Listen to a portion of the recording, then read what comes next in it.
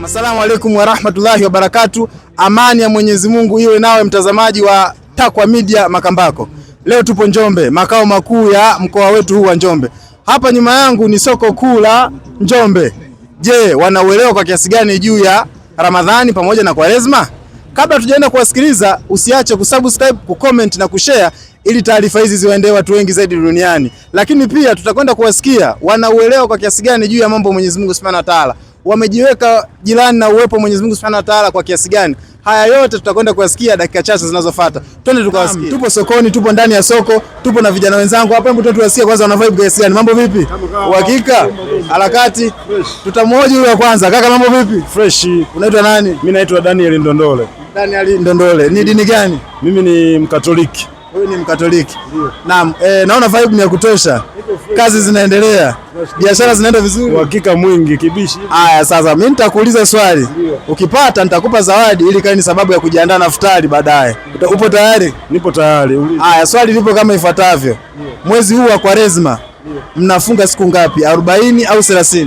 Tunafunga siku 40. Mashaallah, mashaallah, amepata. Director tunaomba zawadi yake ili kae ni sababu ya kujiandaa na futari baadaye. Kaka, tunashukuru sana. Uhakika. Twende tukamsikie mtu mwingine. Kuna kijana mwenzetu hapa, ngoja tumsikilize juu ya Ramadhani pamoja na Kwaresma anauelewa kwa kiasi gani. Mambo vipi kaka? Poa poa. Uhakika? Uhakika. Naona amani ya kutosha. Ametulia. Furaha ya kutosha. Sana. Biashara zinaenda. Wewe hapo unauza nini? Mimi nauza nyama ya ng'ombe ile. Nyama, mashaallah, mashaallah. Unauza nyama ya ng'ombe. Sasa unaitwa nani? Naitwa Shafii. Unaitwa Shafii. Wewe ni dini gani? Mimi ni Islamic. Wewe ni Muislamu. Umefunga siku ya leo? Ndio. Mashaallah, mashaallah. Sasa nitakuuliza swali. Ukipata nitakupa zawadi ili kawe ni sababu ya kujiandaa na futari baadaye. Upo tayari? Nipo tayari. Haya, swali lipo kama ifuatavyo. Mwezi huu mtukufu wa Ramadhani kuna mambo tumekatazwa kufanya. Mambo haya ukifanya inaweza kuwa ni sababu ya funga yako kupotea au kupungua ubora.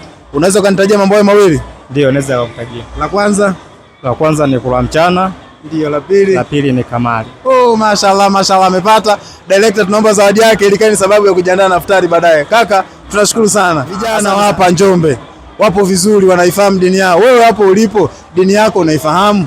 Unafuata maamrisho yake? Unalalamika ndoa inasumbua, riziki haipatikani, lakini unafuata maamrisho ya Mwenyezi Mungu Subhanahu wa Ta'ala ili kae sababu ya mambo yako kukaa vizuri? Unaamini manyaunyao na vitu visivyofaa? Hiyo tunasema haifai na ni ushamba kwa maisha ya sasa.